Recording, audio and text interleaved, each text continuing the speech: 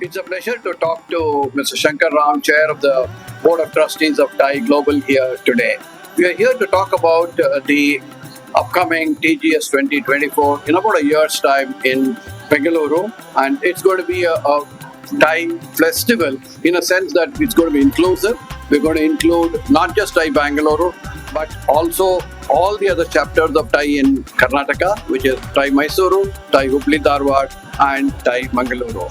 So I'm here to get his views on one, what does the theme of putting entrepreneurship first, which is the theme of TGS 2024, what does it mean to you?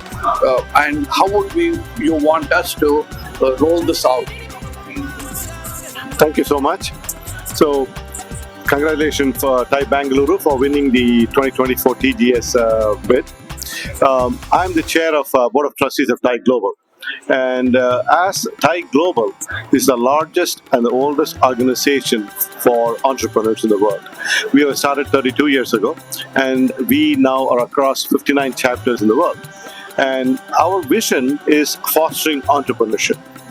And as I was talking yesterday, the Singapore is good for the day, which is good for entrepreneurship, and Bangalore is going to be how do you have inclusiveness and how do you cater to all the entrepreneurs first. So that theme rhymes very well with TiE Global's theme, which is fostering entrepreneurship, fostering collaboration, innovation, growth, and entrepreneurship. We were the first organization to think about entrepreneurship and have a non-profit organization to support entrepreneurs. So putting entrepreneurs first is very, very high priority for TiE Global. And for me individually, I'm an entrepreneur. I started 6 companies. I think like an entrepreneur. I act like an entrepreneur. I invest like an entrepreneur. So the theme of entrepreneurs first resonates very well with me. And I think that's going to be the winning factor for TiE Bank. That's good. I think we are really encouraged by the support from TiE Global and the fact that it aligns very well with the mission. We are also looking to get the participation of as many of the chapters across the world, not just by one representative, but by bringing in the entrepreneurs of the respective cities across the world who would want to link up with the entrepreneurs in Karnataka and Bengaluru, and also see a big market in India for their products and services, and also an opportunity for folks in Karnataka to be able to expand across the world. So we would really require your support and would please encourage all the other chapters to be able to do so. We are also going to, in this process, we have decided that we will have chapter Sherpas, and this Sherpas really worked well for India with the G20, and that's where the idea came from. So we nominated charter members, 2 charter members from the chapter to work with the different chapter presidents and so on. So what advice would you give us during the course of the next year on how should the Sherpas link up with the different chapters?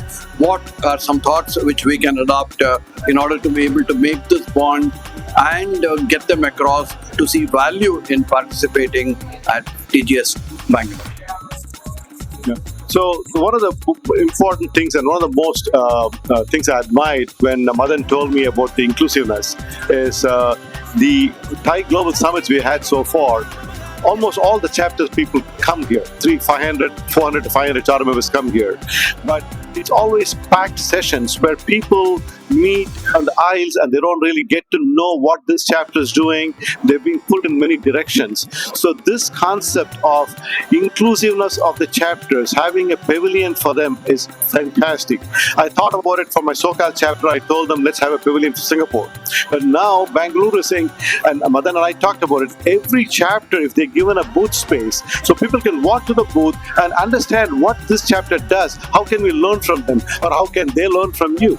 So it is a very, very interesting concept. It is really inclusive of all the chapters. That's one. As far as the Sherpa concept is concerned, Hyderabad did it to a certain extent, Singapore did it to an extent. For the past couple of months, we had somebody guiding TiE thing. But now Madan is talking about 1 year ahead, which is unbelievable. So 1 year ahead where you can collaborate. You can work and say, what is it you guys want? What is, let's say I'm from Southern California chapter. What is it you want to be represented in Bangalore? Or are we going to showcase our entrepreneurs? So we can work with them to figure out how we can have a relationship before we even come here.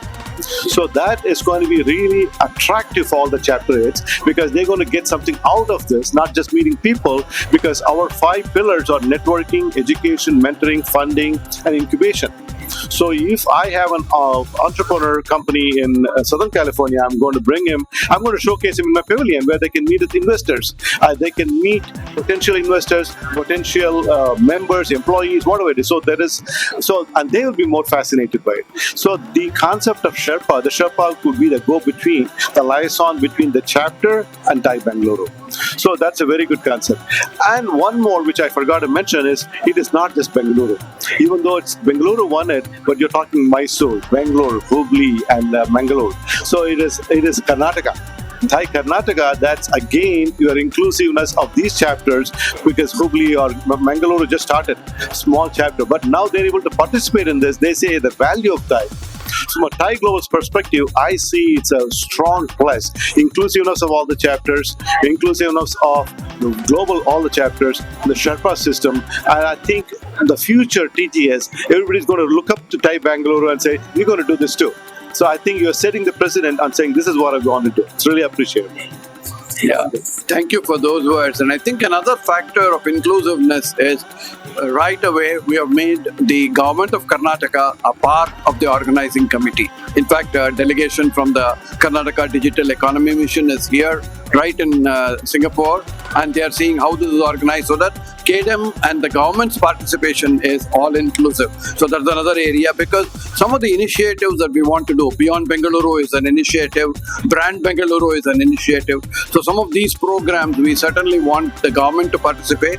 In fact, one of the other things that we are going to actively work with the government is to look at the Startup Vision 2028 for the government of Karnataka. So TiE and our leadership team is actively working with the government to put together the renewed vision for Bangalore. So that's another part where we are really adding to the ecosystem and also providing the thought leadership that comes with the expertise available within TiE. The other part that I want to talk to you about inclusiveness is education and educating entrepreneurs within the state and within India is very important, because the government cannot provide employment. The private sector cannot provide employment. Self-employment and entrepreneurship. If you're an entrepreneur and you employ 2 people, that generates employment. So I think employment is another area, and we need to sow the seeds in the universities. So I would like to also propagate the TiE University program. You know, TYE, which is at the school level, has taken off, but TiE University hasn't taken off. How would you like us to do the TiE University program? First thing on the government involvement, I'm already happy to see the government involved. I also met with the Home Minister of Karnataka, and actually when I'm in Bangalore next 2 weeks, I think Madan is going to meet with him too. I'm going to take Madan to meet with the Home Minister. Yeah. So I think the Karnataka government has been very cooperative. They want to participate. They understand the value of entrepreneurship. So it is going to be really inclusive from the government perspective.